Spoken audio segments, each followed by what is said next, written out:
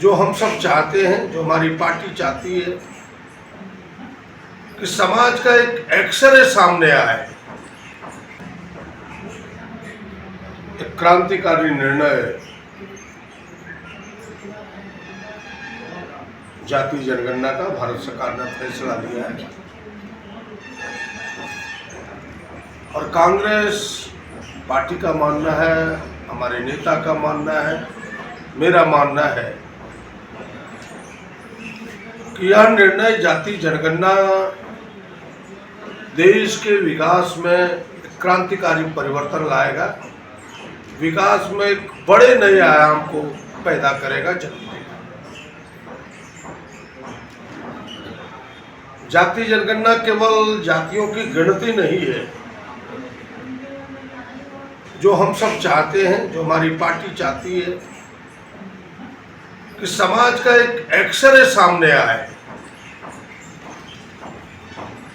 कि भाई किस जाति के लोग किस अवस्था में जी रहे हैं। देश की आज़ादी के 75 साल बाद विकास में उस जाति की भागीदारी कितनी है, कितने लोग उनके सरकारी नौकरियों में,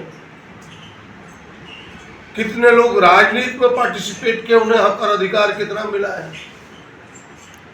और समाज के मुख्य धारा खास करके शैक्षिक क्षेत्र में उन्होंने शिक्षा कितना ग्रहण किया, किस स्तर तक वो प्राप्त कर पाए हैं। राज्य और देश की सरकारों से सरकारी मिलने वाली सुविधाएं उनकी तरक्की के लिए उसका उन्होंने कितना उपयोग किया है।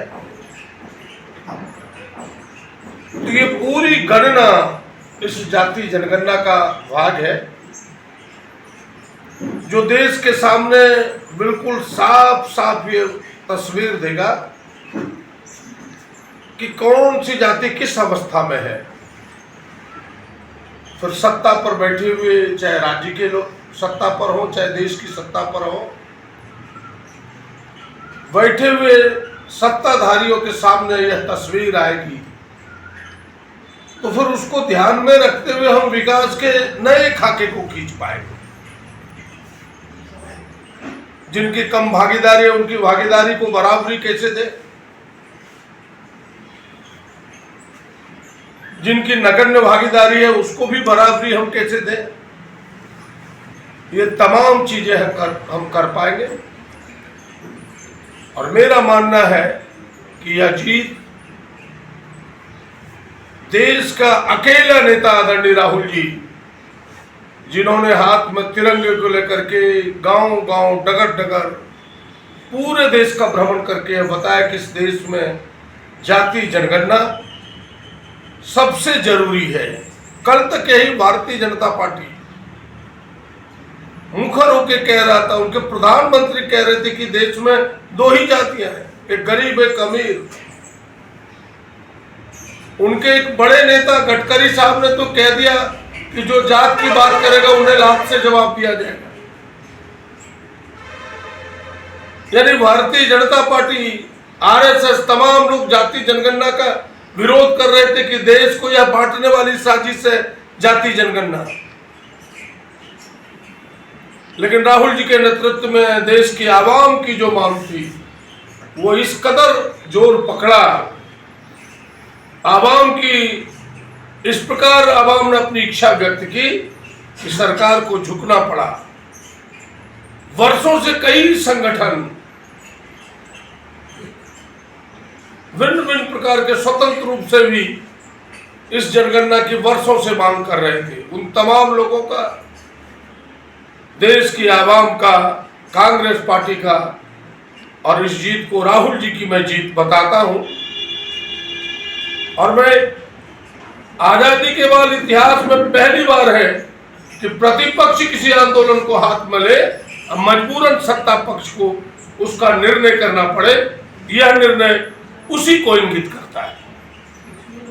और मैं साफ साफ कह सकता हूं कि अब जाति जनगणना उस बात की पुष्टि करेगी कि जिसकी जितनी हिस्सेदारी उसकी उतनी भागीदारी, जिसकी जितनी संख्या होगी उसको उतना हिस्सा मिलेगा राजनीति में, विकास में, अन्य कामों में।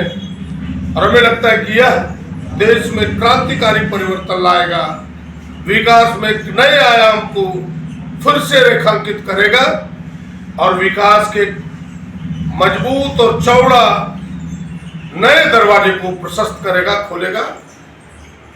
मैं फिर से एक बार इस निर्णय का स्वागत करता हूं और कांग्रेस पार्टी चाहेगी कि समय सीमा के अंदर जिस तरह से तेलंगाना की सरकार ने पूर्णता के साथ सभी बिंदुओं को ध्यान में रख के जाति जनगणना कराई है, भारत सरकार भी सभी विषयों को ध्यान में रख करके जाति जनगणना कराए और फिर आगे उसकी भागीदारी दे।